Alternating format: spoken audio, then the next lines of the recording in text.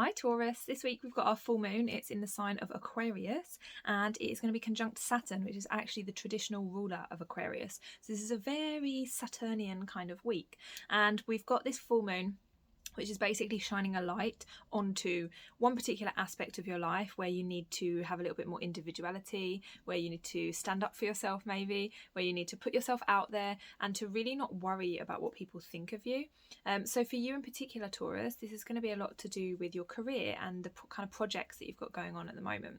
So this might look like wanting to kind of just do something with a little bit more passion, wanting to really throw yourself into something a little bit more. It also might mean that you're going to have to stop worrying about whether or not you're doing the right thing, whether or not people are going to judge you, or anything like that kind of clouds your authenticity, because Aquarius is really the sign of almost like a rebellious individuality, where it's like, this is who I am and I don't care what you think of me, so I'm just going to put myself out there, and if people like me then they like me, if people don't like me then they don't, and that's okay. So this is a really great time for you for your authenticity, and particularly with your career path, as in moving forwards in that authentic path.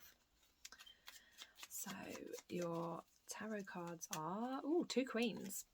Okay, here we've got the Queen of Cups and the Queen of Swords. So two queens means that you've got maybe two women in your life at the moment, or these are two aspects of yourself where it's kind of almost like head versus heart, where you're like, on the one hand, I should do this because that's the logical thing to do. But on the other hand, I'm feeling this kind of gut intuition towards something.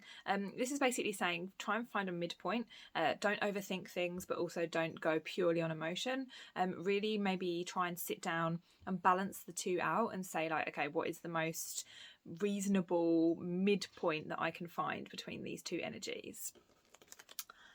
So have a fabulous full moon, and I hope it's magical. If you want a reading, there are links below. Otherwise, subscribe and I'll see you next week.